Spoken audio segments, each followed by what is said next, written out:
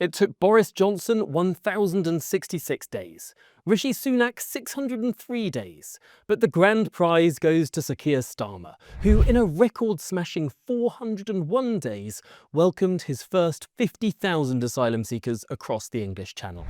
This is the soonest any Prime Minister has hit this astonishing milestone, and cements the projection that this year, 2025, will see the highest small boat number arrivals on record. Well, in truth, the highest number of unwanted small boat arrivals since 1066.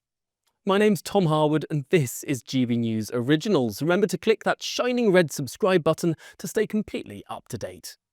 Now, despite new treaties, despite new counter-terrorism powers, despite National Crime Agency crackdowns, despite arrests of smugglers, despite raids on the supply chain, despite the seizure of small boat materials, the migrants keep coming. The demand is insatiable, and a government appears hapless. Sir Keir Starmer stands there, absolutely helpless, like a modern-day King Canute, commanding the tide to bend to his will, only for the water levels to rise ever higher. No longer lapping at his feet, now with the real potential of engulfing him whole. More than 1,500 small boat migrants have arrived in the last 6 days alone. Each and every migrant a new demand on the taxpayer. For an often air-conditioned hotel room, for new clothes, for free and discounted access to art-based workshops and well-being sessions, free counselling, yoga and gardening. For a weekly stipend on a government debit card to spend wherever they fancy. All paid for, of course, by you. And of those 1,500 who've arrived in the last 6 days, just 50 are expected to be sent back to France under the government's new returns deal. That's just a 3% returns rate week on week. And remember, Paris gets a veto on those who are returned. If a migrant appears too criminal, too violent, well, then we keep him. France can select for the nicest migrants to return to its shores, and in return, of course, we take 50 more who didn't get on a boat. Using the internet without a VPN, a virtual private network, is a bit like taking to the road without car insurance. All it takes is one unlucky moment to cost you a lot of cash. This video's sponsor is Private Internet Access. They are the VPN to help keep you safe. Click the link in the description below to find out why over 30 million people have downloaded PIA to protect themselves online. A virtual private network is an app that hides your IP address and helps keep your data private. When you're browsing the internet at home, you give up a large amount of data to businesses, to shops, and indeed to social media giants too. Hackers have the ability to steal your personal data with ease, including sensitive information such as passwords, keystrokes, and even your personal photos. Private internet access helps protect your personal data by encrypting your internet connection to keep your data out of the hands of cyber criminals. And it's not just hackers either to be concerned about. Information can be censored too. When Canada passed their C-18 bill, social media giants decided to ban news content on their platforms. But PIA can protect your ability to consume the news and content you love. Private internet access is available for Windows users, Mac OS, Android, Linux, iOS, and you can use one PIA subscription to protect an unlimited amount of devices. And we've got a huge GB News discount for you too. Click the link in this video's description and you'll get a massive 83% off PIA. That's under £2 a month, the price of a coffee, and you'll get an extra 4 months completely free on top. Also, there's a 30-day money-back guarantee too.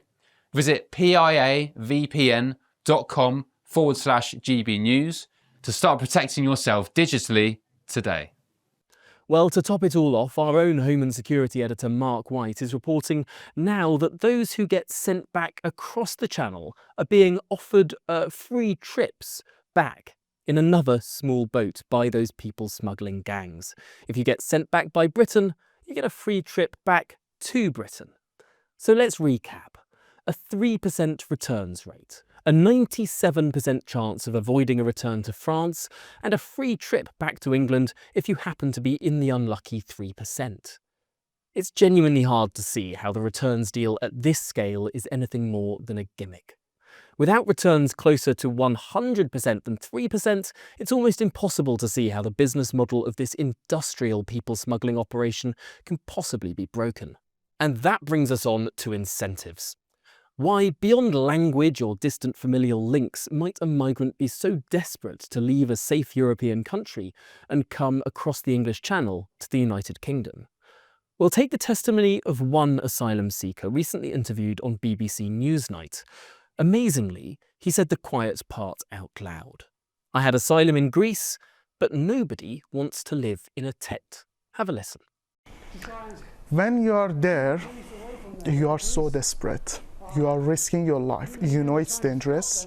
You know you might die, but you want to gamble because you have no other option.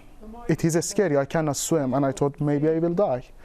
But did I have another option to make it here? No, wasn't a safe route for me. The only for me to claim asylum was crossing the channel. You did have other options. No. You had asylum in Greece. I had asylum in Greece, but as I mentioned, nobody wants to live in a tent. Sure. How much did you pay the smugglers? I paid €3,000.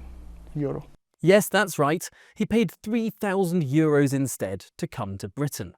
Not for asylum, not for safety, but for higher living standards. Why are things so different when it comes to asylum accommodation in the UK? Why is our hotel system so gold-plated and so little replicated? Well, we know that the asylum crisis is not just affecting us here in the United Kingdom. Record and near-record numbers have been applying in countries like Greece, Italy, France and Spain as well. So why don't these countries seize their own hotels? Why don't we see the same sort of largesse that we do back in Blighty? Take Greece, where asylum seekers are housed in tent-based settlements, often criticised for inadequate sanitation and lack of proper healthcare access. And as we've heard, asylum seekers cite these tents as a reason to flee the safe country of Greece and head to Britain instead. Or take Germany, where asylum seekers are generally required to reside in collective accommodation or initial camp-based reception centres for a time that can last up to 24 months.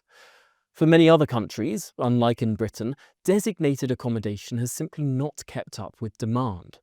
The European Observatory on Homelessness reports that in France and in Italy, fully half of all the users of homeless shelters are asylum seekers. That's a far cry from our 4-star hotel accommodation that many asylum seekers can expect in Britain. We'll take a look at this astonishing graph. In France, even as asylum applications neared a peak of 140,000, that country maintained its accommodation capacity steady, around 40,000 beds through that period.